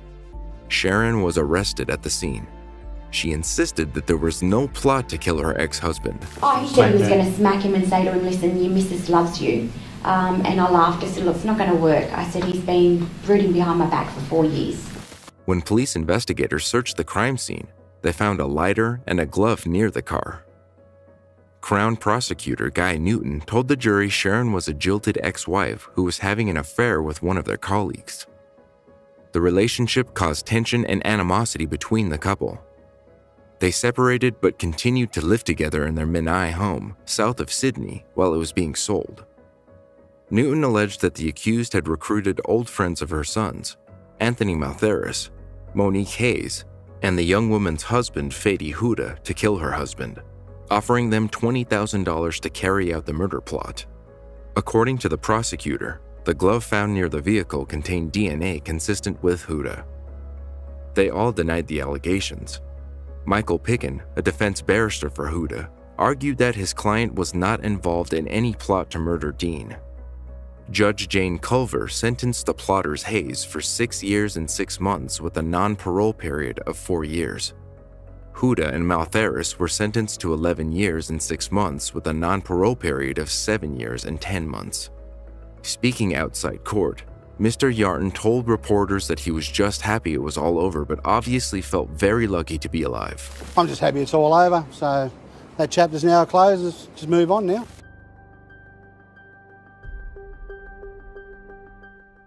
A late-night altercation between a couple ended in tragedy when the woman was thrown from a moving Lamborghini. Okay, what's the telephone number you're calling from? Tell me exactly what happened. There's a gray Lamborghini that was driving. There's a fight. There's an altercation. I guess the Lamborghini took off and she was thrown out from the car out the top of the roof. They pushed her out. Thrown from out of their vehicle roof? Yeah, right to the roof. They threw her out. Yeah, they threw her out the car. Yeah. All right, are you with the patient now? Bull Run? Bull Run, yeah, I'm calling her right now. They said the tag is Bull Run. Okay, are you with the patient now? Yes. I got my girlfriend and there's people all around attending her right now. Okay, how old is the patient? How old is she? 29. Okay. Is she awake? Maybe breathing though, unconscious maybe. Okay, she is conscious, she is breathing. So she is conscious and she is breathing? Yeah, she's breathing. When did this happen? About like 2 minutes ago. Is there any serious bleeding? Yeah, 3 minutes ago. Is that the limb right there? I know. That was it right there. They just went that way. The limb was going down near 400 right now. Is she completely alert, On sir? Fremont Road right now. Towards 400. Is she completely alert? Listen, that was the car that just went by. She's in a white Lamborghini. She's breathing. She's laying down. Could be conscious though. Okay, what part of the body was injured?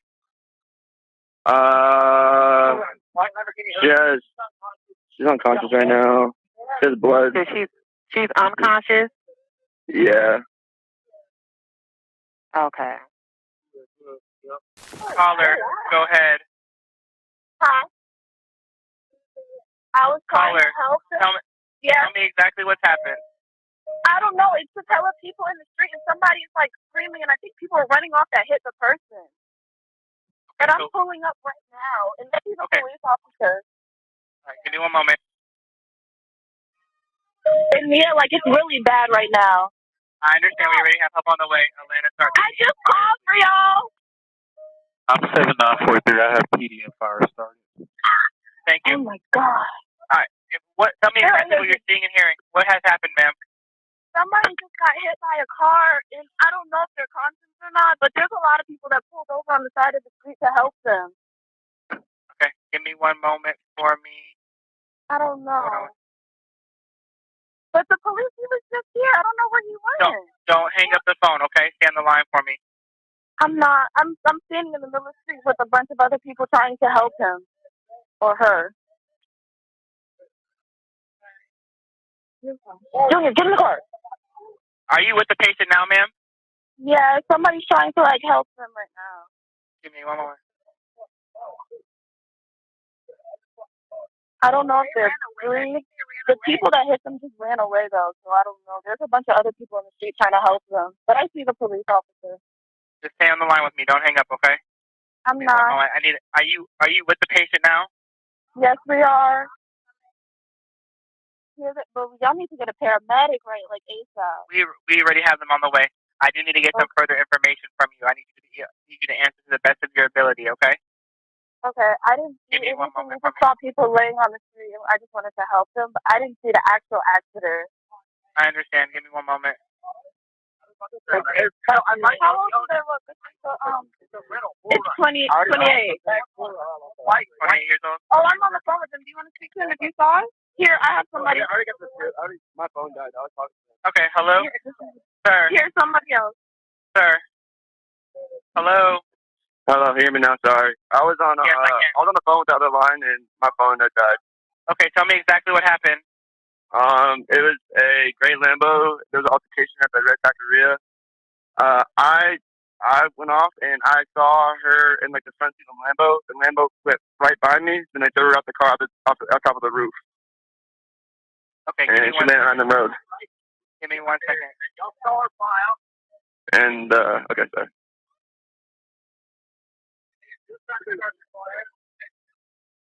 Okay.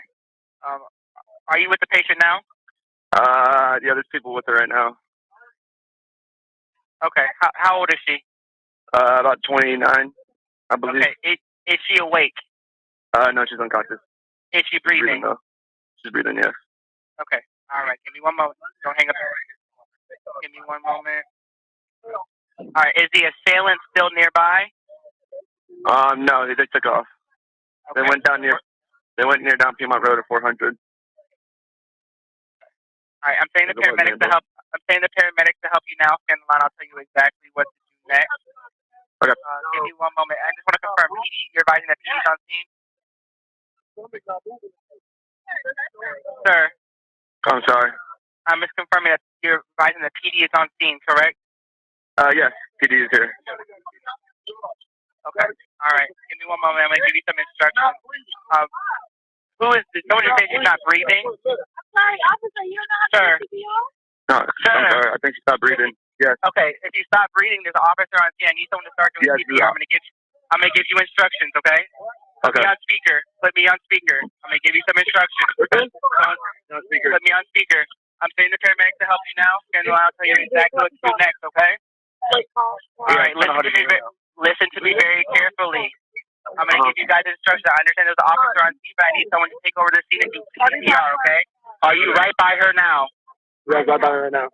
Okay. Is the officer doing CPR at this time? No, it's two civilians right now. Okay, it's two civilians doing CPR. Listen very carefully. Make sure we're doing this correctly. I need everyone to be listening to me, okay?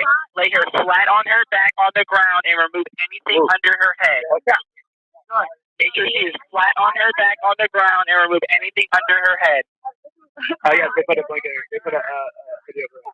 Place the heel of your hand on the breastbone in the center of the chest, right between the nipples. Put your other hand on top of that hand. Again, place the heel of your hand on the breastbone in the center of the chest, right between the nipples, and put the other hand on top of that hand. Okay? Fire department's down here. The fire department might still be getting out of their truck. I want you to let me know when they're right there with her. I'm gonna still read these instructions. Go ahead and continue to do CPR until they get there. Okay? Sir, what is going on? The fire truck got here and everything. They're telling everyone to come. They're telling them to come on. On October 10th, 2021, 28-year-old Catherine Kahn was ejected from a moving Lamborghini in Buckhead. Police then tried to determine if she was pushed out of the moving car or if she jumped out to escape an argument. That night, Kahn started fighting with a man who, according to social media videos, she accused of attempting to steal her things, including the car.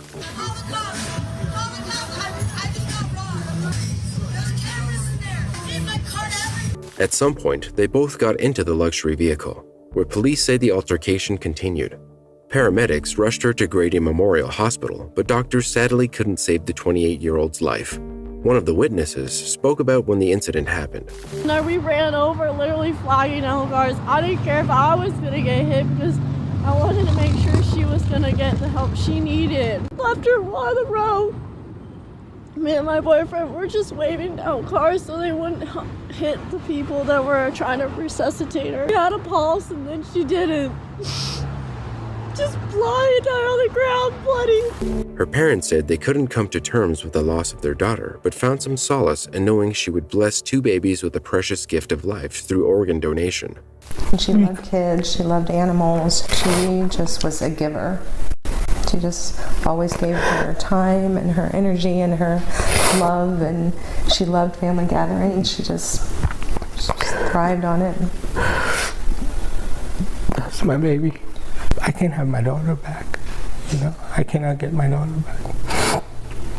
And what happened to my daughter, I don't want this to happen to any other girl. A week later, 31-year-old Alfred Megbuliyaba turned himself into the Fulton County Jail and was charged with felony murder, theft by taking, and financial transaction card theft. His attorney said they expect the evidence to show Khan may have been intoxicated and jumped or fell out of the vehicle on her own accord. Meanwhile, the Khan family has hired civil rights attorney L. Chris Stewart to investigate her death.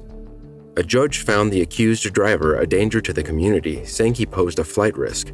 Additionally, since there is a connection to some of the witnesses who might be called to testify in the trial, Megbuliyaba would remain in Fulton County Jail due to being an intimidation risk. In August 2022, he rejected a plea deal that would have sent him to prison for 15 years, so the case against him will move forward instead. The trial date has not been announced.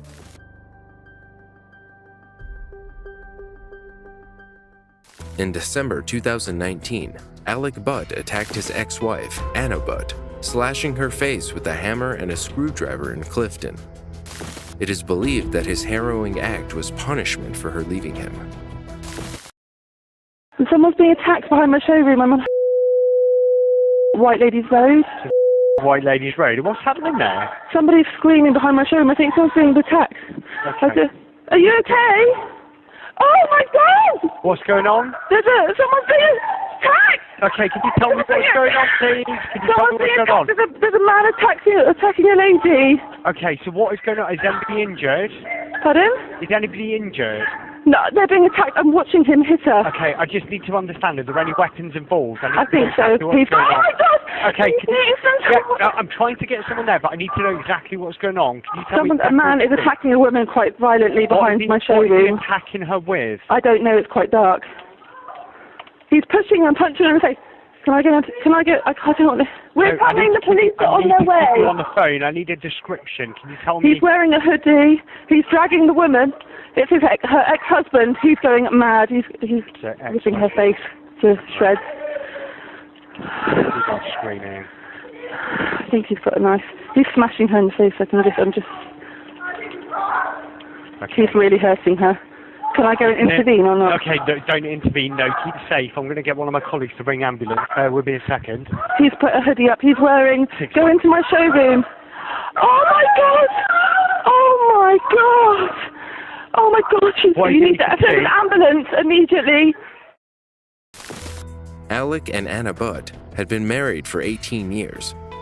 And in 2018, Mrs. Butt had reported to police a real fear he might assault her and had reportedly taken many measures to avoid any attacks at her home.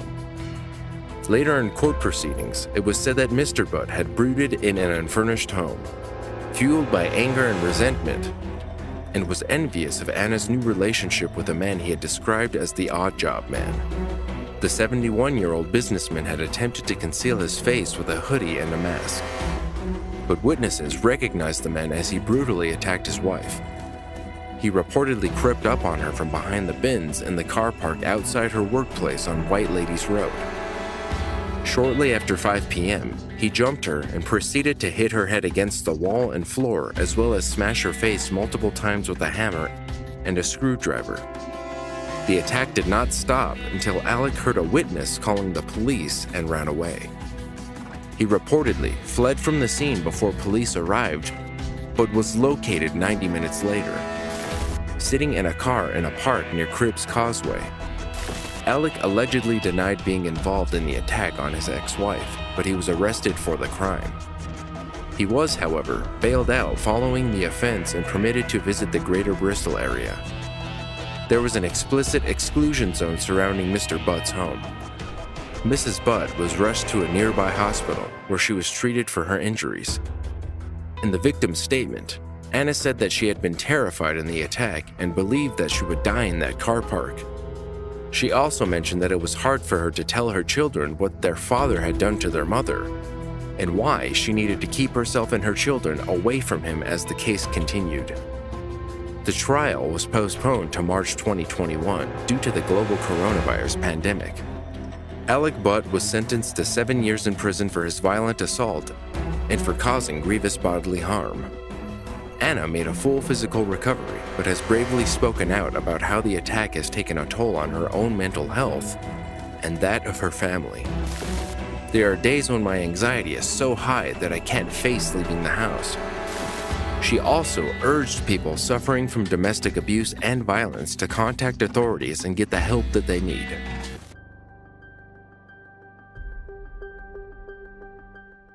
A dramatic and harrowing phone call was made to 999 in August 2016 by Carrie Keogh, discovering an 8-month pregnant woman covered in blood after she had been stabbed in the throat by her fiancé. Hello? Right, mate, we really need serious help here. Right, There's is someone in blood there? everywhere. Is there someone in there? Yeah, there's someone in there. Hello? Right, ask her what happened. Are you okay? We got nothing. I'm gonna come in. You haven't got anything, have you? Oh, we need serious help here. Right, what's happening inside? Are you okay? Oh my good God. What's happening? She's looks like she's having some sort of fit. She's having a fit? She can't breathe, she's bleeding from her Right, mouth. okay, listen, you need to take a deep breath for me. Leave her to fit for the moment, alright? Is there anybody else in that room? No, just her, but Just her? Yeah. Right, okay, just leave her for the moment. Make sure everything around Not good. her... I think her throat's been listen, her throat's been cut. I think so, yeah, it looks like it. She's Is really it bleeding open? from her mouth. Hello? Okay, so look, I mean... She can't breathe. Oh, what am I going to do here? Okay, listen, if she's fitting, you need to leave her to fit for the second, alright? Just make sure everything around her is away from her so she can't knock herself, okay? Okay, Just yeah. for the moment. We've got someone on their way to you. We're going to get another ambulance as well, alright? So there's 2 patients. There's definitely nobody else in that room. Definitely 2 patients, yeah. There's a knife on the floor. Right. There's it looks like they've had some sort of altercation. Oh, she's pregnant. She's pregnant? She's pregnant, yeah. Right, when she's she, pregnant. listen to me, when she stops fitting, okay, you need to leave her on her left-hand side, okay? Hello? Roll her on her side. Oh. According to authorities, a passerby, Mr. Keogh, who saved the life of the woman and her unborn child, had initially heard shouting coming from their Edmonton Green home in North London, and found Peter Petrov lying on the ground outside of the building surrounded by glass. It looked as if he had been thrown through the first-floor window. It was later discovered that the jealous and possessive father-to-be had attacked his fiancée before slitting his wrists and jumping out of the first floor in an attempt to end his life. Petrov and Campos had met while they both worked at the Rembrandt Hotel in South Kensington, where Petrov was an assistant head chef and Campos was a room attendant. Petrov had recently been suspended from work as he acted violently towards a male colleague who allegedly made a joke about Campos that angered Petrov. The couple had been romantically involved for just over a year when the incident occurred. After performing first aid on the man, Mr. Keogh then reportedly went into the apartment and found 30-year-old Anna Campos lying on the floor with life-threatening injuries. With the telephonic assistance of emergency services, he managed to perform first aid on her as well before paramedics arrived and she was rushed to hospital and placed in intensive care. Petrov was taken to Royal London Hospital where he was later arrested and charged with attempted murder. The 31-year-old Bulgarian hotel worker was sentenced at Old Bailey the following year and imprisoned for 21 years. Although her life was saved, the victim remained in a vegetative state with what doctors describe as very little chance of ever regaining consciousness. By some miracle, however, the baby survived the ordeal.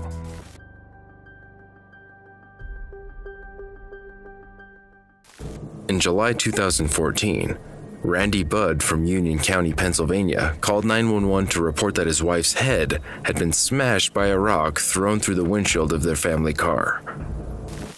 Oh my God, something came right through the windshield. Hi, I'm on the highway, Route 80. Something just came through my windshield and it hit my wife and I think it went right through her head. Oh my God. Can you please can you get an ambulance somewhere? Can you track this phone? Where on Interstate 80 are you? Oh my God! What? Are you going east or westbound? We're going west. You're going westbound? I'm sorry, what are you driving, sir? Pardon? What are you driving? What'd you say, sir? What kind of vehicle are you driving? Oh, we are in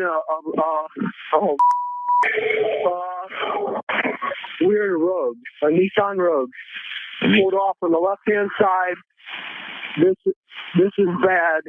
Okay, what color is your vehicle? Something came right through the windshield, sir. I understand. What color is your vehicle? And you know what, sir? I cannot hear you. What color is your vehicle?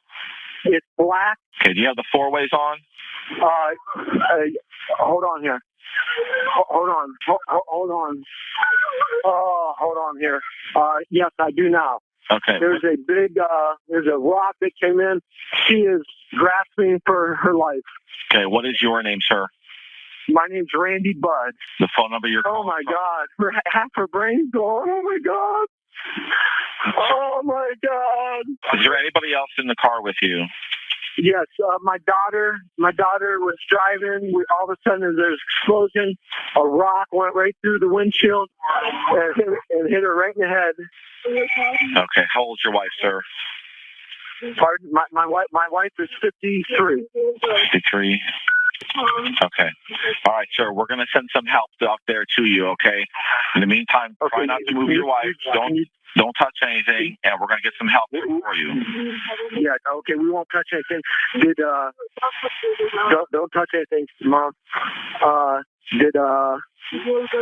you have us located? Yeah, I know where you're at. Okay. Okay? Okay, thank you. You're welcome.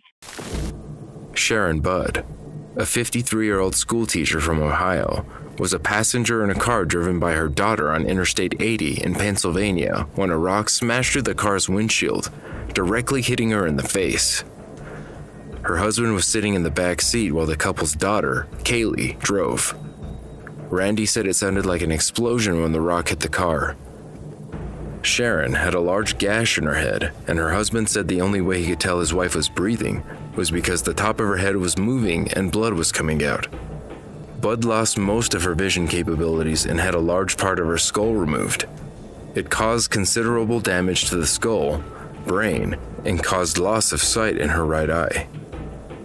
The accused, Kiefer McGee, Tyler Porter, and brothers Dylan and Brett Lair, all aged between 17 and 18 years old, were reportedly on a troublemaking spree when they began throwing rocks from the overpass at cars moving along Interstate 80. That evening, the teenage boys had allegedly initially planned to swing baseball bats and throw rocks at parked cars. They drove a car through a field of corn, stole steaks from a grocery store, broke the windows of a house with a baseball bat, and stopped at a farm to pick up rocks to throw before proceeding to the highway overpass. McGee testified Dylan Lair threw a rock over the overpass toward moving cars below. Then, he heard a loud crashing sound. The accused all saw the hit vehicle pull over to the side of the road. I think that the judge and the attorneys will make good decisions and decide on a proper consequence to the incident that happened to me in July. Does the family have a certain feeling as to whether it would be appropriate for them to be tried as adults? The family feels that they should be tried as adults. They made adult decisions, and 2 of them are adults now. They've turned 18 since July. And you continue to make remarkable progress. Thank you. What would you like to tell the people out there who have supported you over the last year and how far you've come? I would like to thank everyone that has given me support, which is huge because I hear about it almost every day, either receive a card or a message on Facebook or my phone. And again, I would just like to thank everyone for the fundraisers and all the different types of support that they've given us since July. Sharon shared her thoughts on the court's pending ruling. District Attorney David Peter Johnson entered the rock into evidence. The football-shaped rock weighed at least 4.63 pounds. The incident changed Sharon's life forever. The gruesome actions of the accused marked the beginning of her medical troubles, forcing multiple surgeries and procedures. In August 2016, Randy died of self-inflicted gunshot wounds.